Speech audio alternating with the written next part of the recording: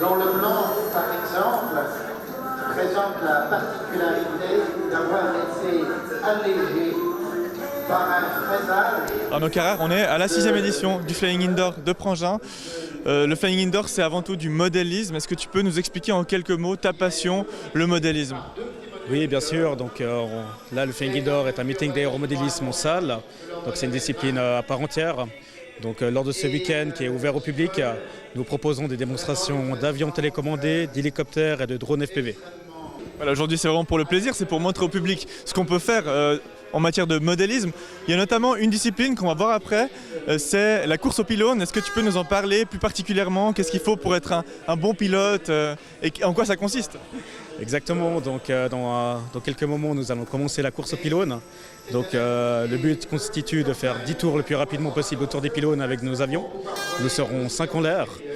Alors justement, ces avions, ce sont des avions spéciaux pour l'occasion parce que chaque année au Flying Indoor, il y a un thème et cette année c'est tombé sur les jeux vidéo. Exactement, donc l'année passée on avait fait le thème Star Wars, cette année on fait le thème jeux vidéo. Donc les pilotes ont pu construire leur propre aéronef volant. Donc voici une des constructions faites par un des pilotes qui est un Yoshi volant type Mario Kart. Donc là l'appareil peut rouler et voler. Le but de la course au pylône, comme je l'ai dit, c'est d'aller le plus rapidement possible et d'éviter les autres, ce qui est aussi compliqué. Mon avion préféré est un avion de voltige. Mais moi, je ne fais pas de vol extrêmement, je dirais, rude tel que du 3D. Je fais du vol coulé et j'aime bien la voltige à l'ancienne.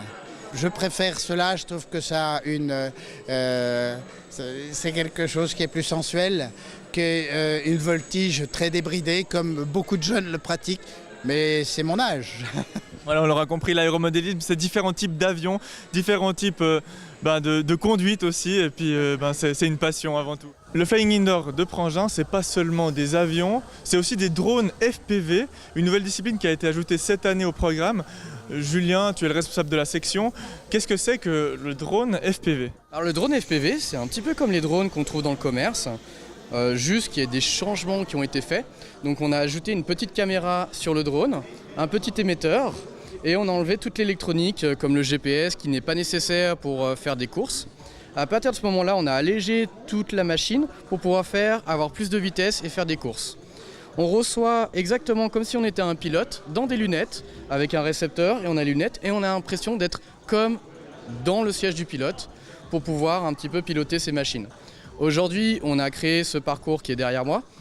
C'est un parcours avec chronométrage. Donc le but du jour, c'est qu'on puisse avoir le meilleur temps autour, un petit peu comme la Formule 1, mais avec des plus petites machines. Et à chaque fois qu'on passe dessus, on chronomètre les drones qui passent. Et le fait d'avoir ce parcours directement dans la lunette, d'être à la place du pilote, est-ce que c'est plus simple ou bien est-ce que c'est plus compliqué que piloter un drone de manière extérieure? Alors c'est un peu plus compliqué. Il faut un petit peu d'expérience pour ça, mais après ça vient assez rapidement, au bout de quelques mois on arrive à prendre le coup. Ce qui est très compliqué à voir, c'est que ces petites caméras, elles ont un angle très large, donc c'est à travers ces caméras qu'on voit ce qui se passe, et donc du coup pour estimer les obstacles et puis pour passer les portes, etc., comme les cerceaux aujourd'hui, il faut avoir un petit coup de main.